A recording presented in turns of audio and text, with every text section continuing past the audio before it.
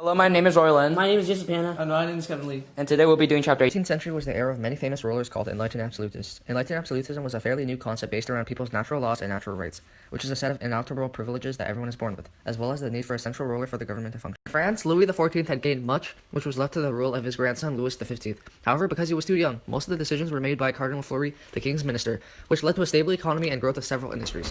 After Fleury died, Madame de Pompadour charmed Louis XV and used him to get what she wanted. It was clear that a new competent ruler had to do something, but unfortunately Louis XVI was an indecisive ruler with a wife called Marie Antoinette, who spent most of her time on her own interests. Over time, this misrule led to the rise of the French Revolution. In contrast, Great Britain maintained a stable form of government which consisted of a king who shared power with the Parliament. The Parliament was a two-house republic made up of the House of Commons and House of Lords. However, this system was not without corruption. Aristocrats abused patronage to gain pocket boroughs and to keep a seat in the House of Commons. The German dynasty called the Hanovers took over power. This led to an increase in ministerial power, eventually leading to a cabinet system. The first of significant ministers was Robert Walpole, who wanted to avoid land taxes with a peaceful foreign policy. However, William Pitt the Elder suggested a different approach through imperialism and the annexing of new land. Frederick I and II of Prussia greatly strengthened their country. Frederick I laid the groundwork for success and a strong and well-supervised bureaucratic system called the General Directory, as well as increasing the loyalty of the nobility to the absolute monarch. Frederick II was more interested in the arts, but his father wasn't too pleased about his intellectual interests. He transformed Prussia into a highly militaristic state and tried to enact reforms, but was pressured by the nobility to make decisions in their favor.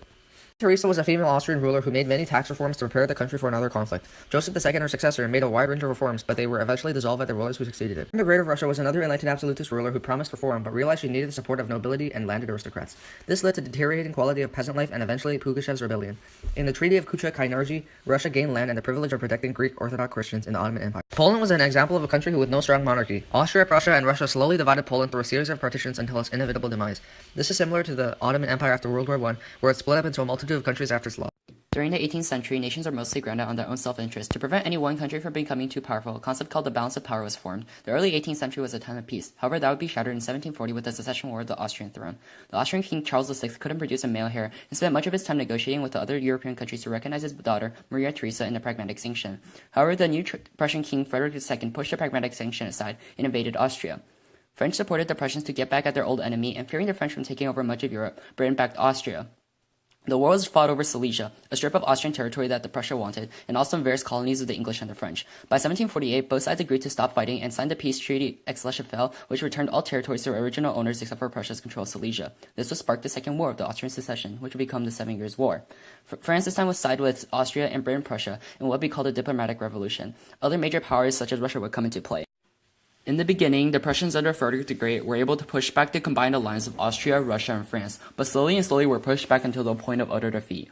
Then came the miraculous death of Tsarina Elizabeth, and Peter III, her successor, promptly drew Russia out of the conflict. This eventually led to peace within Europe, with all territories returned and Prussia officially controlling Silesia and their Treaty of Hudibsburg.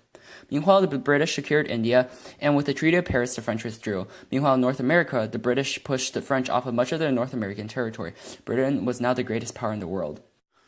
The 7 Years' War changed many armies around Europe. The continental countries' armies grew massively in size, with Prussia more than doubling its army size. Eventually, armies were too costly to use long-term, so the battlefield went from pitched battles to elaborate maneuvers and tactics. Despite all these precautions, the army still stood a reasonable chance of destruction. In the 18th century, the economic conditions began to improve, including the growth of population, expansion in banking, and trade. One of the most contributing factors was the decline in death rates, which were a result of more crops and supplies. Despite the changes in population, Europe's social organization remained the same. The husband still dominated wife and children. Fathers also chose their children's marriage partner. Childcare remained the same as lower class, where women would best treat children of higher class. These women were known as wet nurses. Primogeniture also occurred, where the oldest son would receive the largest share of their parents' estate. Many historians argue over the fact of was there even an agricultural revolution. In the 18th century, agriculture was characterized by the increase in food production, livestock, and open field systems. During the 18th centuries, Parliament enacted enclosure acts and England became more of a land of estates, kind of like Dublin now. Moving on, there's a decline in the supply of gold and silver in the 17th century. The bank tried to fix this by giving people banknotes, which was paper representing gold. This process meant that capital for financing larger armies and the other government undertakings could be raised in even greater amounts. The most important product of the European industry were textiles, a type of cloth or woven fabric. Textiles were made through a domestic system. A merchant brought the raw materials, mostly wool, to rural workers, who would spin the raw materials into yarn and wove it into cloth, which would be sold to make profit. This system was known as the cottage industry. During the 18th century, social status was determined by economic standing, not by wealth. Furthermore, the peasantry dominated the population of Europe, making a whopping 85%. Many peasants were not free from service and often owed tithes, which was 1/3 of their crops. Adding on, peasants usually lived in the village, ate dark bread and potatoes, and drank water, wine, and beer. Enough about peasants, let's talk about the nobility. The nobility had many privileges, immunity from severe punishment, and exemption from taxes. Their skills were very similar and had lots of luxuries. Moreover, poverty was a huge problem in the 18th century. Beggars made up 3 to 5% of the population. Before, they were thought of as a blessing, but eventually were incarcerated for their actions.